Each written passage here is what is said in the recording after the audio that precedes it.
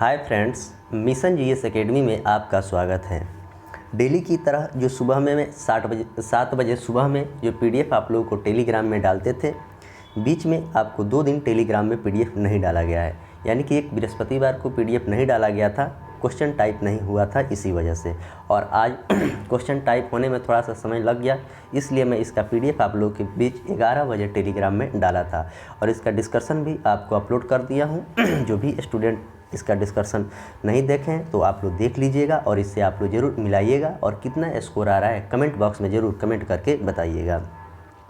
आपके आगामी जो दरोगा का वैकेंसी आने वाली है उसको देखते हुए इस सीरीज को स्टार्ट किया गया है। इसमें आपको 50 क्वेश्चन रहता है और 50 क्वेश्चन के चारों ऑप्शन का डिस्कशन किया जाता है और ऐसा आप एग्ज़ाम तक कंटिन्यू अगर करते रह गए तो आपके जीके जीएस में काफ़ी अच्छी पकड़ हो जाएगी और रिजल्ट होने की 100% गारंटी रहेगी। अच्छे से आप डिस्कशन करेंगे तो, और किसी भी सेट को बनाने से पहले उसको बनाएं और उसके बाद उसका डिस्कशन आप ज़रूर करें।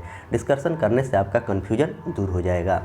और शाम को डेली लाइव सेशन में आप लोग जुड़िए। 6:30 बजे लाइव सेशन होता है जिसमें अभी लूसेंट का टॉपिक दिया जा रहा है और उसमें बहुत ही जल्द घटना चक्र का बुक चलेगा हर सब्जेक्ट का, तो आप लोग उसमें भी जुड़े। नया लोग जो भी हैं टेलीग्राम ज्वाइन कर लेंगे, चैनल को सब्सक्राइब कर लेंगे और पुराने लोग अपने दोस्तों में वीडियो को ज़्यादा से ज़्यादा शेयर करेंगे कि और भी स्टूडेंट इससे जुड़ जाएगा। तो इसमें 50 क्वेश्चन रहता है और मंडे टू फ्राइडे यह चलता है, यानी कि सप्ताह में 5 दिन यह सेट चलता है और संडे को इसका रिवीजन भी लाइव सेशन के माध्यम से ही हम कराते हैं आप लोगों को। तो ज़रूर इसका पीडीएफ आप लोग निकाल लेंगे और जो ऑप्शन के बारे में बताते हैं वहाँ पर आप उसके बारे में ज़रूर लिख लीजिएगा और लिखने के बाद जब एग्ज़ाम आप देने जाइएगा उससे 10 से 15 दिन पहले सारे सेट को रिवीजन करके जाइएगा, कहीं से भी आपको दिक्कत नहीं होगी। आइए देखते हैं सेट नंबर 13 का फर्स्ट क्वेश्चन क्या है।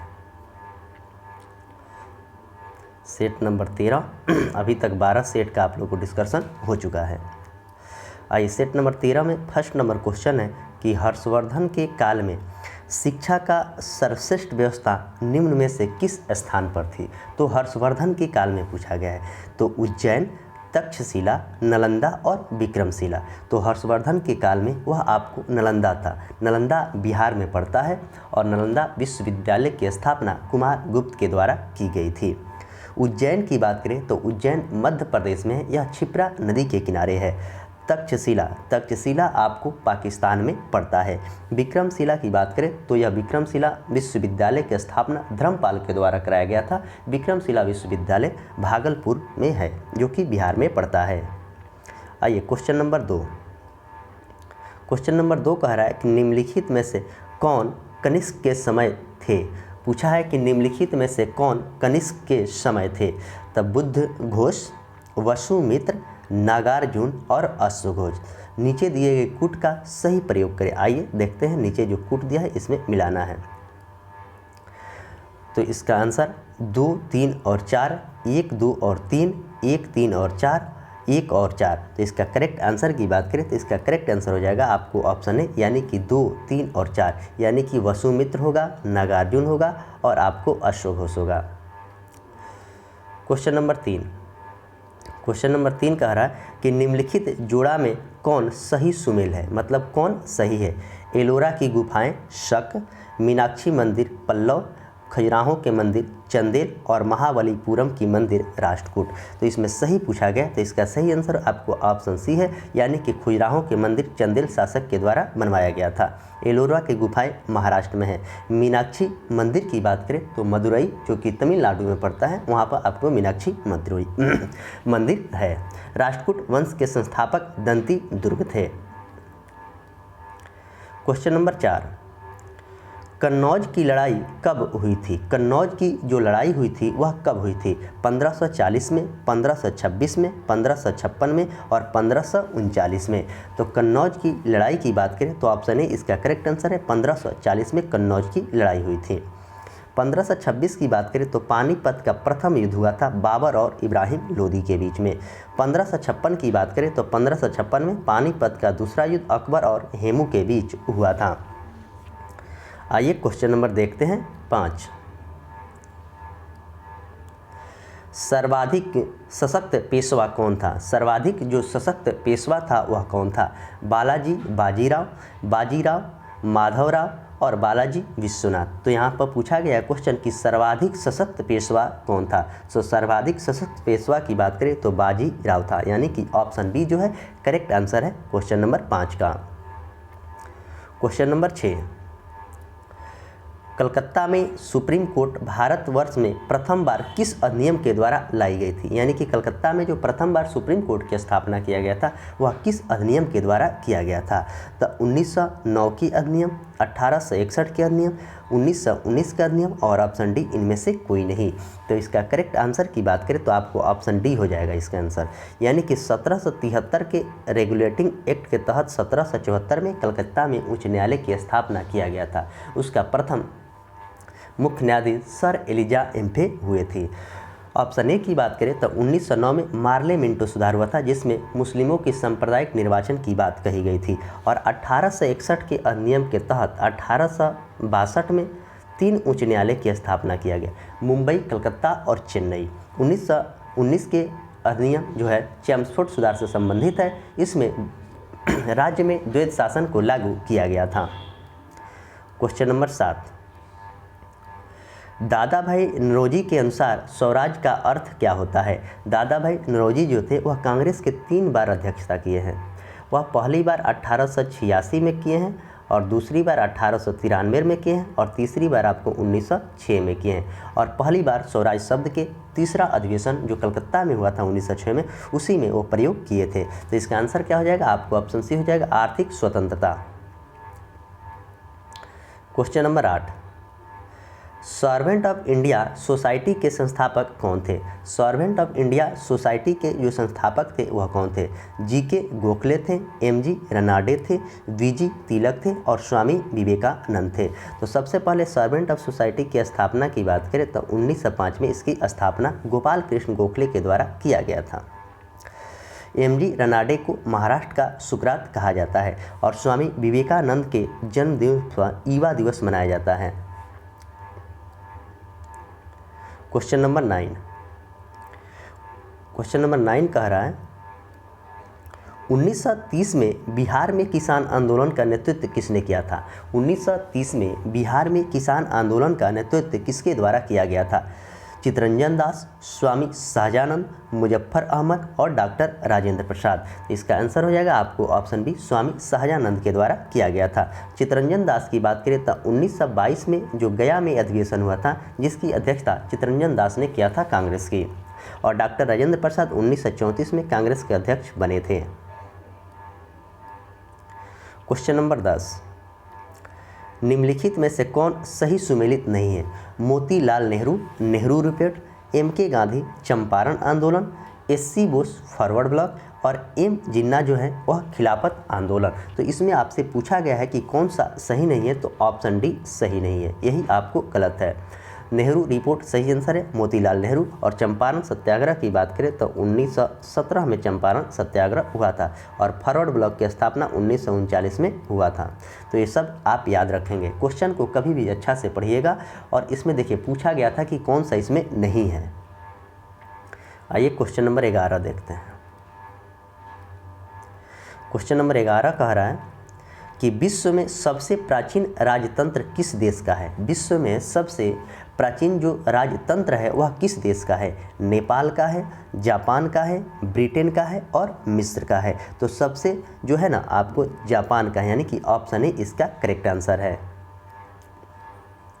क्वेश्चन नंबर 12, किस वायसराय के काल में सफ़ेद विद्रोह हुआ था। किस वायसराय के काल में सफ़ेद विद्रोह हुआ था। तो लॉर्ड कर्जन के, लॉर्ड मिंटो के, लॉर्ड रिपन के और लॉर्ड डलहौजी के। तो इसका आंसर हो जाएगा आपको ऑप्शन सी, यानी कि लॉर्ड रिपन के। और लॉर्ड रिपन के शासनकाल 1880 से लेकर 1884 तक था।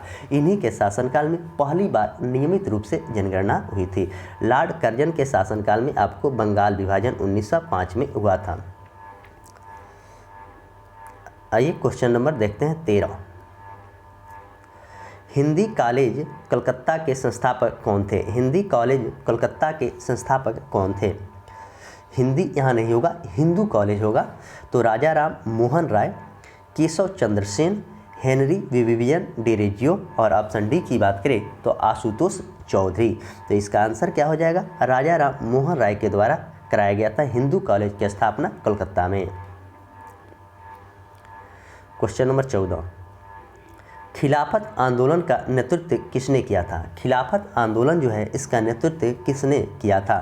तो मोहम्मद अली जिन्ना, अली बंधु, मौलाना अबुल कलाम आज़ाद और अरुणा आसफ अली। तो खिलाफत आंदोलन का जो था वह आपको ऑप्शन बी यानी कि अली बंधु थे। मौलाना अबुल कलाम आज़ाद कांग्रेस के अध्यक्ष 1940 में बने थे। क्वेश्चन नंबर 15, भारत में पनडुब्बी में जल यात्रा करने वाला पहले राष्ट्रपति कौन थे? भारत में पनडुब्बी में जल यात्रा करने वाला प्रथम राष्ट्रपति कौन थे? तो के.आर. नारायण, वी.बी. गिरी, डॉक्टर ए.पी.जे. अब्दुल कलाम, और ऑप्शन डी की बात करें तो एन संजीव यानी कि नीलम संजीव रेड्डी। तो इसका आंसर क्या हो जाएगा, ए.पी.जे. अब्दुल कलाम थे, वही आपको पनडुब्बी में सबसे पहले भारत में यात्रा किए थे, जिन्हें मिसाइल मैन के भी नाम से जाना जाता है। वी.बी. गिरी कार्यवाहक राष्ट्रपति थे, और नीलम संजीव रेड्डी की बात करें तो यह एक निर्विरोध राष्ट्रपति चुना हुआ भारत के राष्ट्रपति हैं, जो कि अभी तक कोई निर्विरोध नहीं चुना गया है इनके अलावा। क्वेश्चन नंबर 16 कह रहा है अविश्वास प्रस्ताव किस दिन सदन में लाया जाता है? अविश्वास प्रस्ताव किस सदन में लाया जाता है? राज्यसभा में, लोकसभा में, किसी भी सदन में, और ऑप्शन डी इनमें से कोई नहीं। तो अविश्वास प्रस्ताव को न केवल लोकसभा में लाया जाता है, और लोकसभा की बात भारतीय संविधान के अनुच्छेद 81 में है, और राज्यसभा की बात करें तो अनुच्छेद 80 में राज्यसभा की बात कही गई है। क्वेश्चन नंबर 17, संविधान के किस अनुच्छेद में देवनागरिक लिपि में हिंदी को राजभाषा घोषित किया गया है? देवनागरिक जो है हिंदी को राजभाषा घोषित किया गया है। अनुच्छेद 347 में, अनुच्छेद 348 में, अनुच्छेद 343 में, और ऑप्शन डी की बात करें तो अनुच्छेद 345 में। तो इसका करेक्ट आंसर आपको अनुच्छेद 347 होगा। वही अनुच्छेद 347 की बात करें तो किसी भी राज्य में जनसंख्या के वर्ग पर भाषा को नियंत्रण किया जाता है। अनुच्छेद 348 की बात करें तो सुप्रीम कोर्ट या हाई कोर्ट का जो भाषा होगा अंग्रेजी भाषा होगा, और 345 के है जो सरकारी परियोजना का भाषा हिंदी होगी। तो चारों ऑप्शन को आप जरूर याद कर लेंगे, चारों ऑप्शन भाषा से ही संबंधित है। क्वेश्चन नंबर 18, संविधान की संकल्पना का उद्भव सर्वप्रथम निम्नलिखित में से किस देश में हुआ था? ब्रिटेन में, फ्रांस में, अमेरिका में, और रूस में। तो यह जो हुआ था ना, सबसे पहले लिखित संविधान कहाँ का था? तो आपको फ्रांस का था। और ब्रिटेन की बात करें तो ब्रिटेन के अलिखित संविधान है। अमेरिका का भी संविधान लिखित है।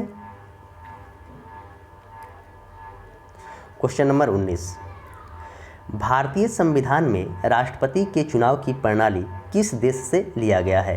भारतीय संविधान में राष्ट्रपति के जो चुनाव की प्रणाली है वह किस देश से लिया गया है? तो ब्रिटेन से, संयुक्त राज्य अमेरिका से, आयरलैंड से, और ऑप्शन डी की बात करें तो ऑस्ट्रेलिया से। तो यह जो लिया गया है ना आपको आयरलैंड से लिया गया है, और नीति निर्देशक तत्व भी आयरलैंड से ही लिया गया है। ब्रिटेन से बात करें तो एकल नागरिकता ब्रिटेन से लिया गया है।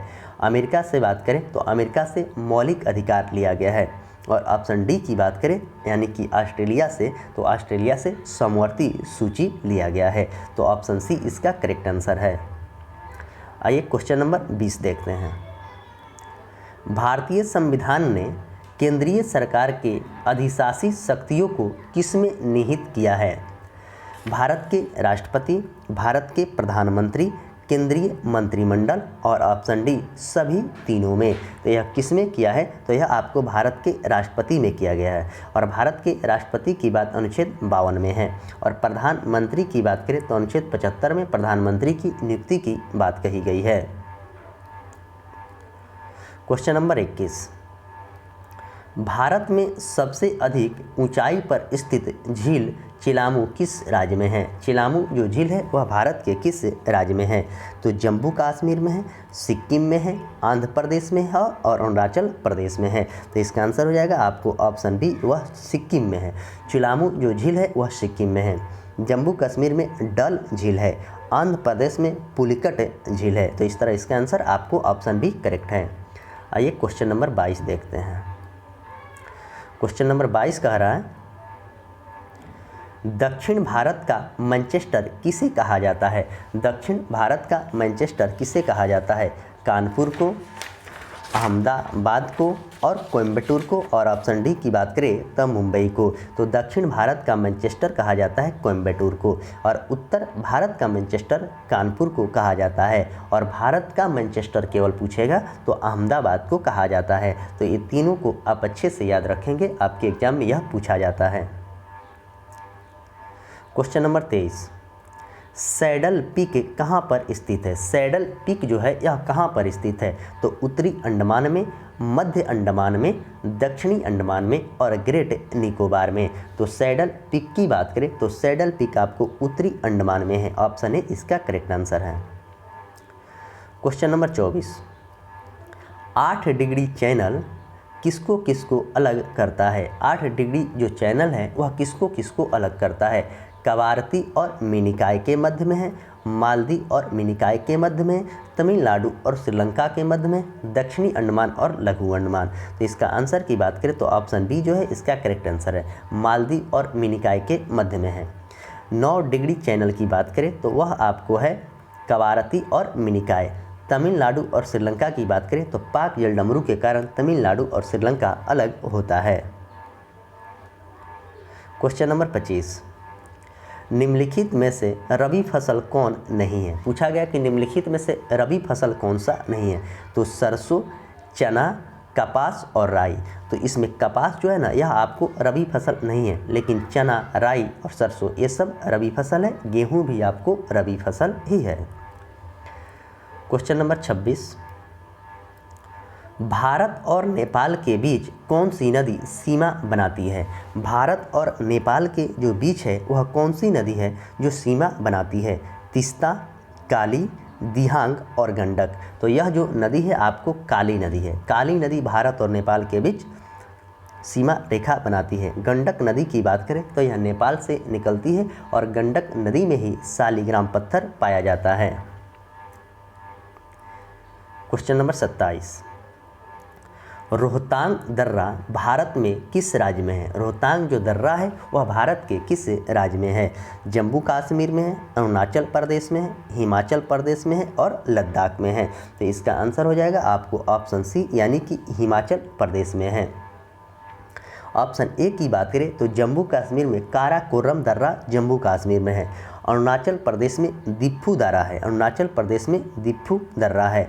और लद्दाख की बात करें तो जोजिला दर्रा जो है आपको लद्दाख में है। तो चारों दर्रा को अच्छे से याद रखेंगे, दर्रा भी आपके एग्जाम में पूछा जाता है। क्वेश्चन नंबर 28, सूर्य से सर्वाधिक दूरी पर स्थित ग्रह कौन सा है? सबसे दूरी पर तो बृहस्पति है, मंगल है, वरुण है और शनि है। तो सूर्य से सबसे दूरी पर स्थित जो ग्रह है वह आपको वरुण है। ऑप्शन सी इसका करेक्ट आंसर है। और सबसे ज़्यादा उपग्रह किस ग्रह का है? तो आपको 92 उपग्रह है बृहस्पति के, सबसे ज़्यादा अभी यही है। इससे पहले शनि था, शनि के 82 उपग्रह है, और मंगल के 2 उपग्रह है, फोबोस और डिमोस। क्वेश्चन नंबर 29, व्यापार संतुलन वस्तुओं के बराबर होता है। व्यापार का जो संतुलन होता है वो वस्तुओं के बराबर होता है। आयात प्लस निर्यात, निर्यात माइनस आयात, आयात माइनस निर्यात, और ऑप्शन डी इनमें से कोई नहीं। तो इसका आंसर हो जाएगा निर्यात और आयात, निर्यात माइनस आयात। इस टेस्ट सीरीज में हर सब्जेक्ट से क्वेश्चन डाला जाता है। History, geography, polity, science, economics, सभी जगह से आपको क्वेश्चन मिलेगा। आइए 30 नंबर क्वेश्चन देखते हैं। श्वेत रक्त कणिकाएँ कितने प्रकार की होती है? श्वेत रक्त कणिकाएँ जो हैं वह कितने प्रकार की होती है? 3 प्रकार, 4 प्रकार, 5 प्रकार, और ऑप्शन डी छूट गया है। तो ऑप्शन डी इसका आंसर होगा आपको ऑप्शन सी यानी कि 5 प्रकार का होता है।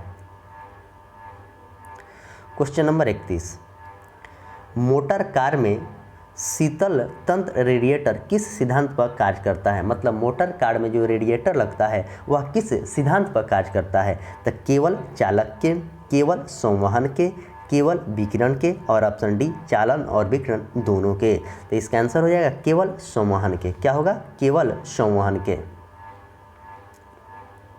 क्वेश्चन नंबर 32, एक अवतल दर्पण के वक्रता केंद्र पर रखे वस्तु का प्रतिबिंब कहाँ बनेगा? एक अवतल दर्पण के वक्रता केंद्र पर रखे वस्तु का जो प्रतिबिंब बनेगा वह कहाँ बनेगा? मुख्य फोकस पर, वक्रता केंद्र के बीच, वक्रता केंद्र पर, और मुख्य फोकस तथा वक्रता केंद्र के बीच। तो अवतल दर्पण में पूछा गया है, तो अवतल दर्पण का इसका आंसर हो जाएगा आपको ऑप्शन सी, यानी कि वक्रता केंद्र पर बनता है। क्वेश्चन नंबर 33, रेडियोधर्मी वस्तुओं को किससे बने पात्र में रखना चाहिए? किसे बने पात्र में रखना चाहिए? तो शीशा में, इस्पात में, लोहा में और एल्युमिनियम में। तो रेडियोधर्मी वस्तुओं को पूछा गया है, तो इसको रखा जाता है शीशा में। शीशा में इसलिए रखा जाता है क्योंकि वह अपक्रिया शीशा से नहीं करता है, बाकी लोहा, इस्पात और एल्युमिनियम से वह अपक्रिया कर सकता है। क्वेश्चन नंबर 34,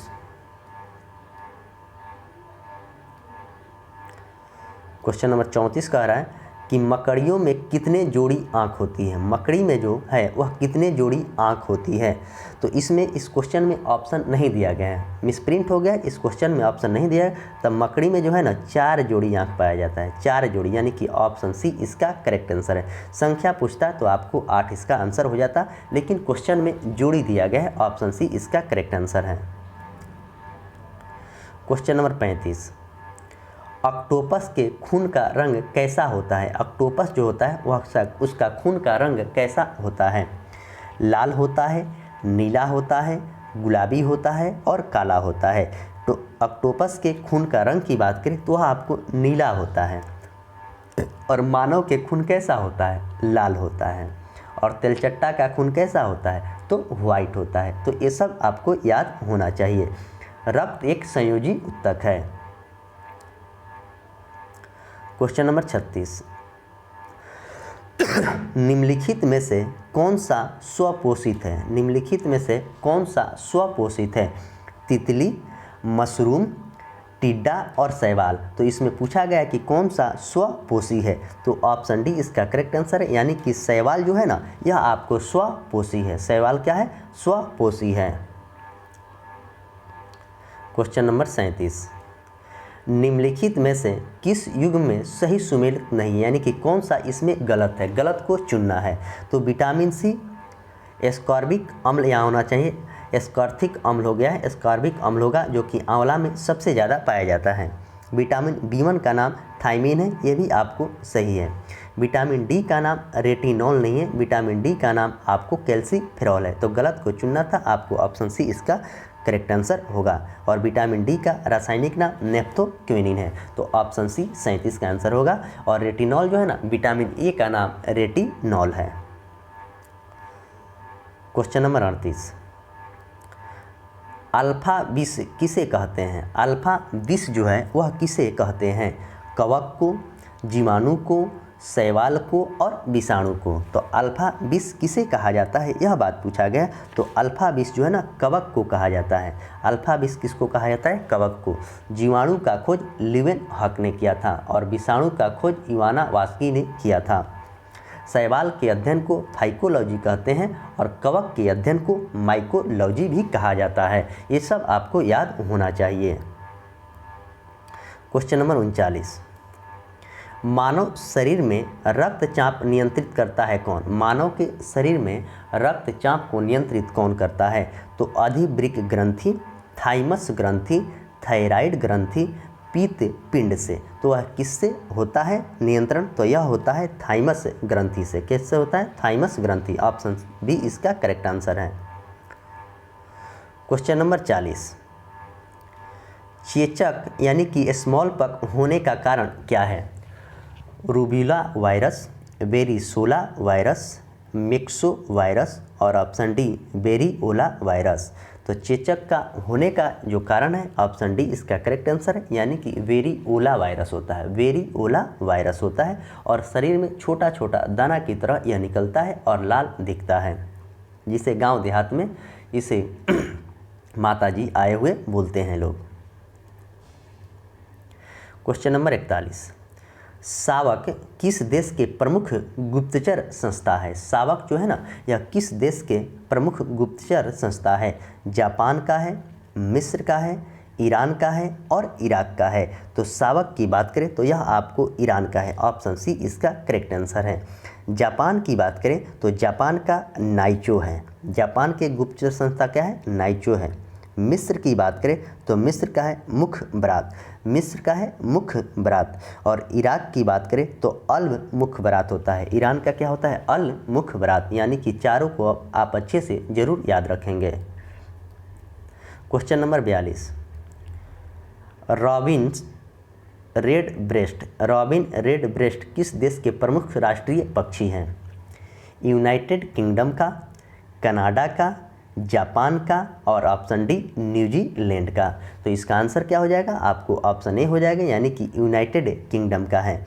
कनाडा की बात करें तो कनाडा का गंजा इंगल है, क्या है? गंजा इंगल कनाडा का है।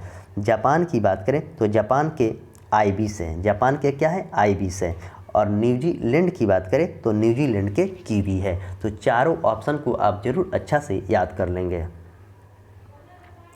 आइए अगला क्वेश्चन नंबर 43, निम्नलिखित में से कौन सा देश सार्क का सदस्य नहीं है? पूछा गया कि कौन सा जो देश है वह सार्क का सदस्य नहीं है। तो सबसे पहले सार्क की स्थापना 1985 में 7 दिसंबर को हुआ था और इसका मुख्यालय काठमांडू में है। और इसमें देशों की संख्या कितनी है? तो इसमें देशों की संख्या 8 है। और 8वां देश कौन सा है? तो अफगानिस्तान इसका 8वां देश है। तो यहाँ पर क्वेश्चन में पूछा गया कि इसमें कौन सा देश नहीं है? तो मलेशिया जो है ना, इसका देश नहीं है, मलेशिया देश नहीं है। तो इसमें नेपाल, मालदीव, भूटान दिया हुआ है। भारत, पाकिस्तान, श्रीलंका याद कर लेंगे, 3 3 6 हो गया। एक आपको अफगानिस्तान हो गया 7, यानी कि टोटल 8 देश हैं। विभाजन विभीषिका स्मृति दिवस कब मनाया जाता है? विभाजन विभीषिका स्मृति दिवस जो है कब मनाया जाता है? 14 सितंबर को, 14 दिसंबर को, 14 अगस्त को और 14 अक्टूबर को। तो सारे ऑप्शन जो दिया गया है 14 में ही दिया गया है। तो इसका आंसर क्या हो जाएगा? 14 अगस्त को मनाया जाता है, 14 अगस्त को मनाया जाता है। 14 सितंबर को हिंदी दिवस मनाया जाता है। 14 अक्टूबर के बात करें तो 14 अक्टूबर को विश्व मानक दिवस मनाया जाता है। और 14 दिसंबर की बात करें तो राष्ट्रीय ऊर्जा संरक्षण दिवस मनाया जाता है, अंतर्राष्ट्रीय ऊर्जा संरक्षण दिवस मनाया जाता है। आइए क्वेश्चन नंबर 45 देखते हैं।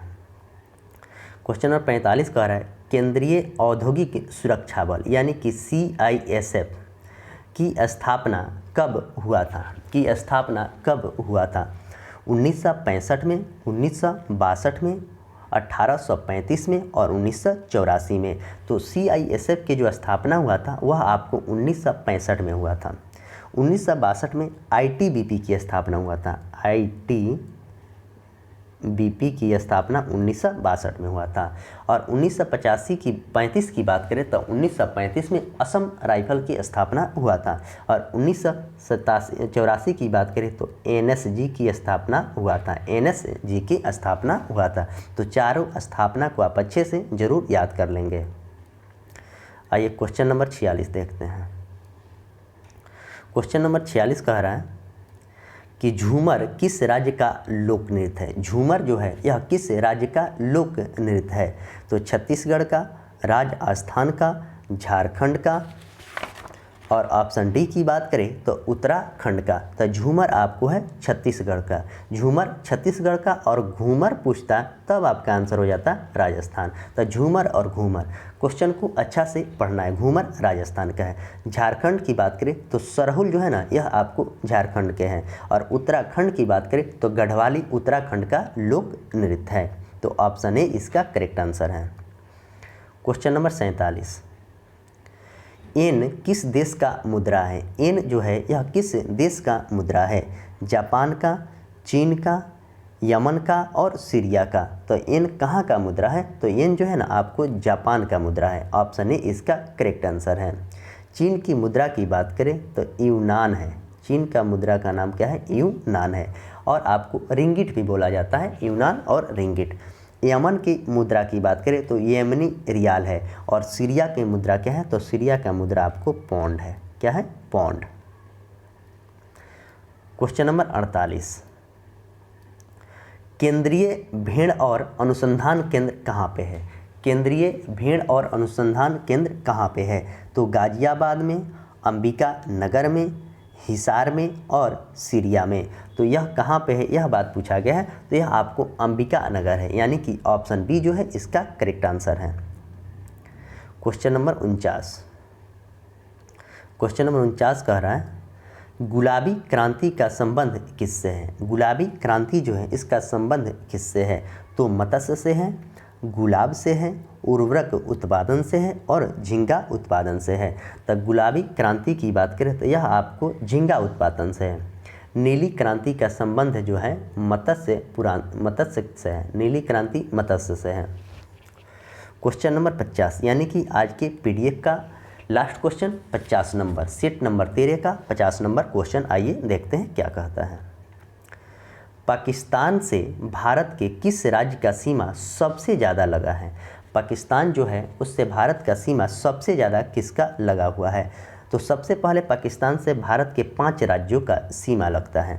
तो राजस्थान, पंजाब, गुजरात, जम्मू कश्मीर और एक लद्दाख। तो 5 राज्य हो गया। इसमें पूछा गया कि सबसे ज़्यादा किससे लगा है? तो राजस्थान से सबसे ज़्यादा लगा है। तो ऑप्शन ए इसका करेक्ट आंसर है। तो इस तरह 50 क्वेश्चन का मैं काफ़ी किफ़ायती तरीक़ा से आप लोगों के समक्ष डिस्कशन किया हूँ, और आप लोग इस डिस्कशन से ज़रूर परिपूर्ण होते होंगे। जो भी बात बताया जाता है, हर तरह की बात जो भी क्वेश्चन में पूछा जाता है उसमें बताने का हमेशा प्रयास किया जाता है और आपको बताया भी जाता है। तो मैं बार बार इस बात को बोलता हूं कि जो भी लोग चैनल पर नया है तो चैनल को सब्सक्राइब करेंगे और टेलीग्राम ज्वाइन कर लीजिएगा, क्योंकि टेलीग्राम में ही आपको सारा इन्फॉर्मेशन और इसका पीडीएफ मिलता है। और आप लोग पीडीएफ जरूर निकालिएगा और इसका कमेंट बॉक्स में स्कोर आप लोग जरूर कमेंट करके बताएंगे कि आपका स्कोर कितना आ रहा है। सेट मारने के बाद डिस्कशन करना बहुत ही ज़रूरी है। तो मैं आशा करता हूँ कि जो बात हम बताते हैं उसको आप लोग ज़रूर फॉलो करते होंगे। तो चलिए आज के सेशन को यहीं पर समाप्त करता हूं, और उसके बाद मंडे से फिर आपको समय से सुबह में पीडीएफ मिलने लगेगा और शाम में लाइव सेशन में आप लोग ज़रूर आज जुड़िएगा। तब तक के लिए धन्यवाद।